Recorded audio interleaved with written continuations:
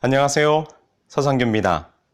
내 삶의 의미를 되찾는 날 안식일 네 번째 시간입니다. 오늘은 신들의 안식에 동참하라 라는 제목으로 안식일과 안식일을 주신 여호와 하나님이 어떤 분인지를 함께 생각해 보도록 하겠습니다. 수많은 고대 종교의 신화나 설화 속에는 신들이 인간을 창조한 이야기가 나옵니다. 마치 성경에서 여호와 하나님께서 인간을 창조하신 것처럼 말입니다. 그런데 그 고대 종교의 신화나 전설 속에 나오는 인간 창조의 이야기를 가만히 살펴보면 성경의 창조와는 확연히 다른 모습을 보여줍니다. 무엇에서 다를까요? 그것은 바로 신들이 인간을 창조한 목적이 달랐습니다. 그럼 무엇이 달랐는지 고대의 신화 이야기를 좀 살펴볼까요?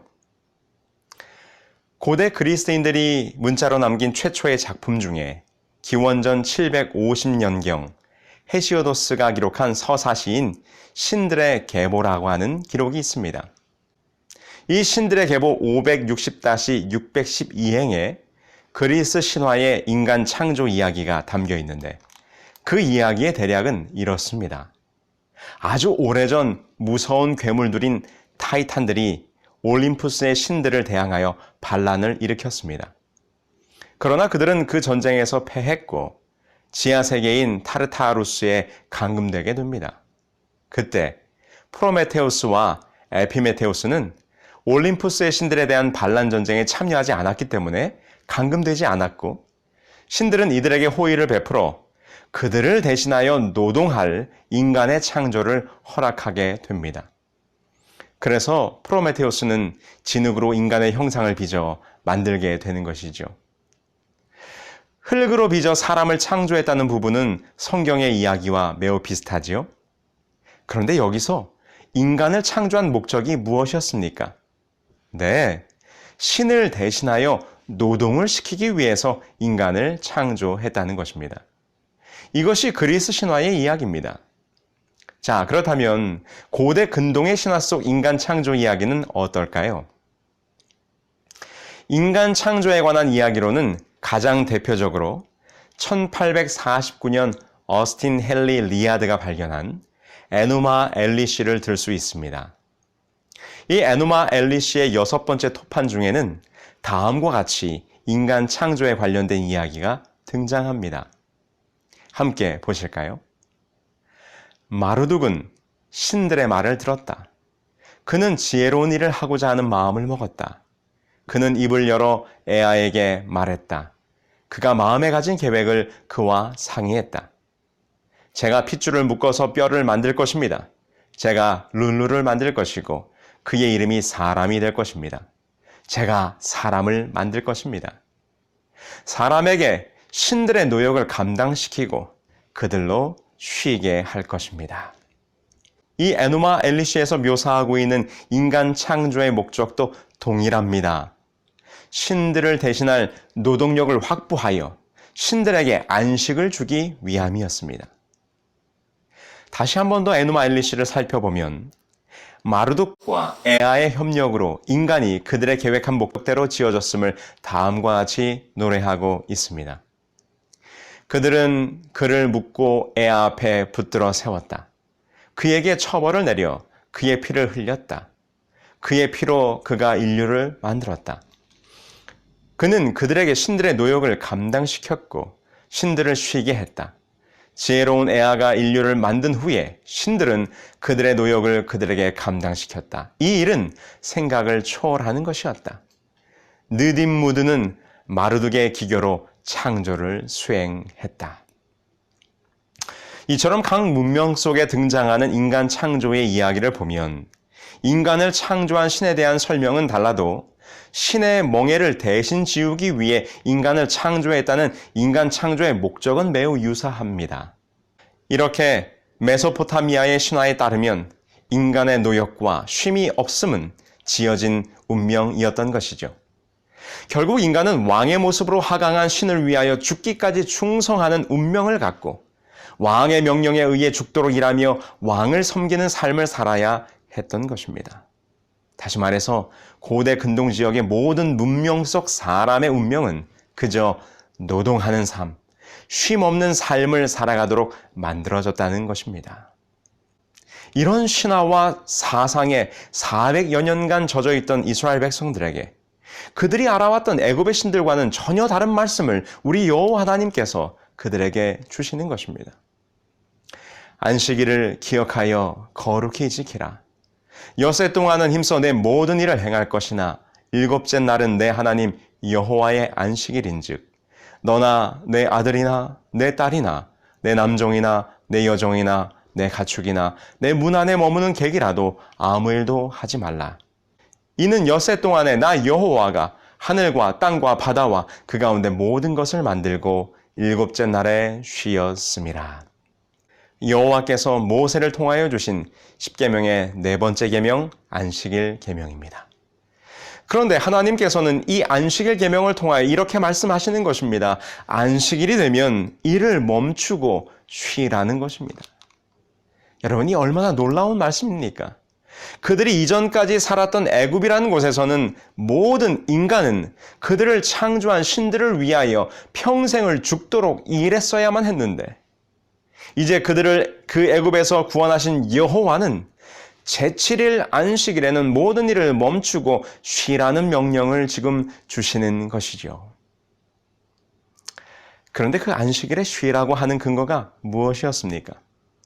그렇습니다. 창세기 2장 1절로 3절이죠. 천지와 만물이 다 이루어지니라. 하나님이 그가 하시던 일을 일곱째 날이 이를 때에 마치시니 그가 하시던 모든 일을 그치고 일곱째 날에 안식하시니라. 하나님이 그 일곱째 날을 복되게 하사 거룩하게 하셨으니 이는 하나님이 그 창조하시며 만드시던 모든 일을 마치시고 그날에 안식하셨음이니라. 그렇습니다. 그 안식일에 하나님께서도 쉬셨습니다. 내가 쉬었으니 너도 나와 같이 쉬자. 나와 같이 이 안식일을 누리자. 이렇게 말씀하시는 것입니다. 그분이 안식일을 쉬신 것처럼 우리도 그분처럼 안식일에 쉬어야 한다고 말씀을 주시는 것이죠. 그분의 쉼에 동참하게 하시는 여호와 하나님. 정말 여호와 하나님은 다른 신이셨습니다. 그들이 평생 살면서 경험하고 섬겨왔던 애굽의 신들과는 전혀 다른 분이었습니다. 여호와는 그가 창조한 인간들에게 쉼과 안식을 허락하시는 분이었습니다. 그분의 쉼에, 그분의 안식에 함께 나와서 함께 쉬자고 말씀하시는 것이었습니다. 여러분, 여기서 제가 군대 이야기를 한번 해볼까요? 아무리 힘들고 고된 군생활이지만 그래도 하루 일과가 맞춰지면 저녁 식사 후부터 취침 전까지 개인 정비 및 휴식 시간이 있었습니다. 하루 종일 훈련하고 작업하며 힘들었던 몸을 쉴 수 있는 유일한 휴식 시간이죠. 그런데 그 휴식 시간이 군대 고참에게는 꿀 같은 시간이지만 이제 막 부대에 전입한 쫄병에게는 결코 휴식의 시간이 될 수가 없었습니다. 좌우 침상을 기준으로 제일 안쪽에 TV가 한 대씩 설치되어 있었습니다. 그 TV에서 가장 가까운 자리부터 이 고참의 침상이 정해지는 것인데요. 휴식 시간이 되면 그 TV에 가까이 붙어 앉아서 TV를 봅니다. 좋아하는 가수들이 나오면 손뼉을 치고 노래를 부르면서 그 시간을 즐기는 것이죠. 그런데 그 시간, 같은 휴식 시간이지만 그 휴식에 동참하지 못하는 사람이 있습니다. 그것이 바로 쫄병이죠. TV에 가까이가 앉을 수도 없어요. 시선은 전방을 고정하고 책상 다리를 하고 앉아서 팔을 무릎에 붙이고 꼼짝도 못하고 앉아 있어야만 합니다. TV에서 아무리 재미있는 소리가 들려도 웃을 수도 없어요. TV를 향하여 조금이라도 눈동자를 돌리거나 혹 웃음이라도 지으면 금세 군기가 빠졌다고 바로 윗고참에게 불려나가기 일쑤인 것이죠. 그뿐인가요? 저녁 점호 시간이 되기 전까지 침상을 닦고 바닥을 쓸고 고참들의 전투화를 닦으며 고참들의 관물대까지 깨끗하게 정리를 해 주어야 하는 것이 쫄병의 의무였습니다. 가끔 TV를 보던 고참 중에 어떤 이가 야, 너도 이리 와서 TV 좀 봐라. 뭐 그렇게 각 잡고 있냐? 하면서 쉬라고 말해도 결코 쉴 수가 없는 것이죠.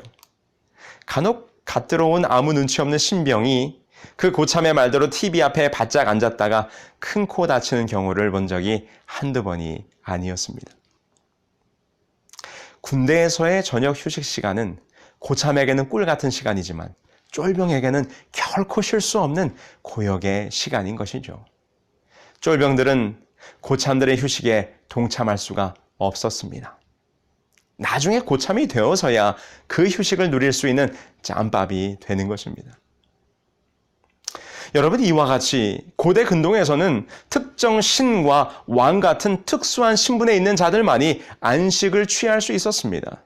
노예들은 그들의 안식을 위해서 절대로 결단코 쉴 수가 없었습니다.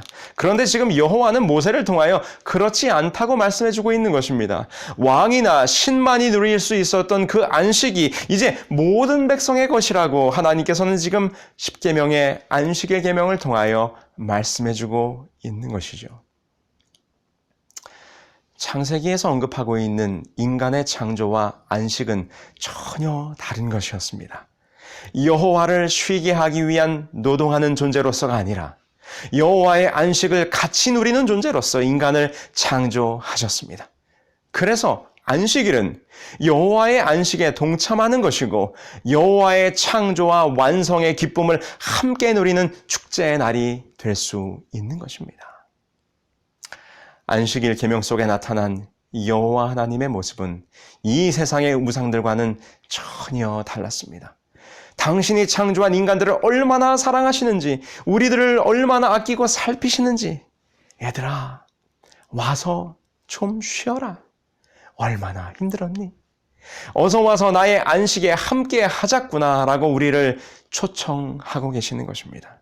여러분, 이것이 안식일의 의미이고 안식일 속에 나타난 우리 하나님 여호와의 모습인 것입니다. 그런데 여러분, 하나님께서는 이 안식일 계명을 통하여 우리에게 한 걸음 더 나아가라고 말씀하십니다. 여기 신명기 5장 12절로 15절의 말씀을 보시겠습니다. 내 하나님 여호와가 내게 명령한 대로 안식일을 지켜 거룩하게 하라. 엿새 동안은 힘써 내 모든 일을 행할 것이나 일곱째 날은 내 하나님 여호와의 안식일인즉 너나 내 아들이나 내 딸이나 내 남종이나 내 여종이나 내 소나 내 나귀나 내 모든 가축이나 내 문 안에 유하는 객이라도 아무 일도 하지 못하게 하고 내 남종이나 내 여종에게 너같이 안식하게 할지니라. 너는 기억하라. 내가 애굽 땅에서 종이 되었더니 내 하나님 여호와가 강한 손과 편팔로 거기서 너를 인도하여 내었나니 그러므로 내 하나님 여호와가 내게 명령하여 안식일을 지키라 하느니라. 여러분, 이 말씀은 출애굽기 20장에 주어졌던 십계명의 말씀을 모세가 한 번 더 반복하여 그의 백성들에게 증거한 것입니다. 그런데 이 안식일 계명을 유심히 보시면 이 안식일은 우리가 하나님의 안식에 동참하는 은혜의 날일 뿐만 아니라 우리가 쉬는 것처럼 우리의 이웃들도 쉬게 하라고, 우리의 이웃들도 그 안식에 동참하라고 하는 이웃사랑의 명령이 함께 들어있는 것을 보게 됩니다. 지금 여기서 뭐라고 말씀하십니까? 너도 안식일을 지키지만 너뿐만 아니라 너의 가족, 너의 남종, 여종이나 손님뿐만 아니라 심지어 무엇까지도요? 너의 모든 가축들도 이날은 쉴 수 있도록 하라고 명령을 하시는 것입니다. 이 안식일 계명 속에는 모든 이웃들이 다 쉬도록 명령하셨습니다. 창조주 하나님이 쉬셨듯이 쉬어라. 내가 쉴 때는 내 이웃들도 틀림없이 쉬게 하라 라고 명령하신 것이죠. 여러분, 이 십계명 가운데 네 번째 계명, 바로 이 안식일 계명은 하나님 사랑 그리고 이웃 사랑의 계명입니다. 안식일에 나의 쉼에 동참하라 말씀하시며 우리를 사랑하심을 하나님께서는 보여주셨습니다. 그런데 아울러 너의 이웃들도 쉬게 하라 말씀하시며 우리 또한 하나님처럼 우리의 이웃들을 사랑해야 함을 가르쳐 주신 계명이 바로 이 안식일 계명인 것입니다. 그래서 여러분, 이 출애굽기의 규례들을 보면 하나님께서 이웃 사랑의 규례들을 아주 자세히 언급하고 있는 모습을 보게 됩니다. 출애굽기 22장 21절로 24절에 있는 말씀이죠. 너는 이방 나그네를 압제하지 말며 그들을 학대하지 말라. 너희도 애굽 땅에서 나그네였음이라. 너는 과부나 고아를 해롭게 하지 말라. 내가 만일 그들을 해롭게 함으로 그들이 내게 부르짖으면 내가 반드시 그 부르짖음을 들으리라. 나의 노가 맹렬함으로 내가 칼로 너희를 죽이리니 너희의 아내는 과부가 되고 너희 자녀는 고아가 되리라. 출애굽기 22장 25절로 27절에 있는 말씀도 보실까요? 내가 만일 너와 함께 한 내 백성 중에서 가난한 자에게 돈을 꾸어주면 너는 그에게 채권자 같이 하지 말며 이자를 받지 말 것이며 내가 만일 이웃의 옷을 전당 잡거든 해가 지기 전에 그에게 돌려보내라. 그것이 유일한 옷이라. 그것이 그의 알몸을 가릴 옷인즉 그가 무엇을 입고 자겠느냐. 그가 내게 부르짖으면 내가 들으리니 나는 자비로운 자임이니라. 출애굽기 23장 9절에는 또 이렇게 말씀하십니다. 너는 이방 나그네를 압제하지 말라. 너희가 애굽 땅에서 나그네 되었은즉 나그네의 사정을 아느니라. 여러분, 이스라엘 백성들이 애굽에서 살 때는 나보다 약하고 연약한 이웃들을 돌아볼 틈이 없었습니다. 매일매일 주어지는 벽돌의 수량을 채워야 했고 그러기 위해서는 내가 먹어야 하고 내가 살아야 했기 때문에 이웃들을 돌아보고 그들에게 사랑을 베풀 여유가 전혀 없었습니다. 그런데 지금 여호와께서는 안식일 계명을 통하여 너의 이웃들도 돌아보라고 말씀하시는 것입니다. 종들에게도 쉼을 주고 나그네를 거절치 말고 고아와 과부들을 보살피고 심지어 내가 키우는 가축에게도 휴식을 주라는 것이지요. 최근에 한국의 큰 사회 문제 중 하나로 갑질이라는 말이 이슈화되었습니다. 갑질이 무엇입니까? 갑질은 계약 권리상 쌍방을 의미하는 갑과 을의 관계에서 상대적으로 우위에 있는 갑의 지위를 이용하여 몰상식한 행동들을 하는 것을 일컫는 말이죠. 상대적으로 우위에 있는 자가 우월한 신분, 지위, 직급, 위치 등을 이용하여 상대방에게 오만무례하게 행동하거나 이래라 저래라 하며 제멋대로 구는 행동을 말하는 것입니다. 요즘 이 갑질의 범위는 정신적, 언어적 폭력을 넘어서 육체적이며 물리적 폭력으로까지 아주 심하게 나타나는 모습을 보게 됩니다. 이런 기사들을 보셨을 거예요. 비행기 기내식 라면이 덜 익었다고 승무원을 폭행한 한 대기업 상무. 비행기 이륙 1분 전에 공항에 도착해 왜 탑승을 안 시켜주느냐며 신문지로 직원을 때린 모기업의 회장. 호텔 주차장에서 차를 옮겨달라는 말에 내가 뭔데 차를 빼라 말아야 하며 지갑으로 호텔 지배인의 뺨을 때린 한 제가회사의 회장. 최근에도 한 촉망받는 중견 IT 기업 회장의 갑질이 사회 공분을 사고 있습니다. 자기 회사의 젊은 직원을 많은 사람들이 보는 앞에서 따귀를 때리고 폭행하고 심지어 후에 다른 직원들에게 본보기로 보여주겠다며 그 폭행 장면을 일부러 촬영하도록 지시하는 모습에서 어떻게 인간이 저럴 수가 있을까 하는 생각이 듭니다. 그 사람의 눈에는 자신이 부리는 회사 직원들은 자신의 명령에 무조건 순종해야 하는 종이나 노예로 생각되었던 모양입니다. 아무리 자신이 회장이고 오너라 할지라도 자신의 회사에서 일하는 직원들을 인격적으로 무시하고 경멸하고 그가 가진 지위와 힘으로 함부로 행하는 모습은 참으로 충격이 아닐 수가 없었습니다. 여러분, 이것이 말세에 사랑이 식어져 갈 것이라고 예언되었던 이 세상의 모습입니다. 오늘날 우리의 현실인 것이죠. 나의 이익과 나의 성공을 위해 다른 이들을 짓누르고 밟고 올라서야 하는 세상. 가진 자와 힘 있는 자들이 더 갖고 더 힘을 누리기 위해 약한 자들을 억압하는 세상. 나의 안락과 평안에 눈이 멀어 연약한 이웃들을 전혀 돌아볼 여유가 없는 세상. 그런 이 세상을 향하여, 그렇게 악해진 우리들을 향하여 하나님께서 말씀하십니다. 안식일을 지켜라. 그리고 내 남종이나 내 여종에게 너같이 안식하게 할지니라. 내가 너를 나의 안식일에 동참하게 한 것처럼 너도 너의 이웃들을 쉬게 하되 어떻게 쉬게 하라고요? 너같이 안식하게 하라. 여러분, 이것이 안식일 정신입니다. 이것이 우리의 삶에서 드러나야 할 진정한 안식일의 의미인 것입니다. 하나님의 안식에 동참한 것처럼 우리의 이웃들에게도 하나님의 쉼과 안식을 함께 나눌 수 있게 되기를 간절히 소망합니다.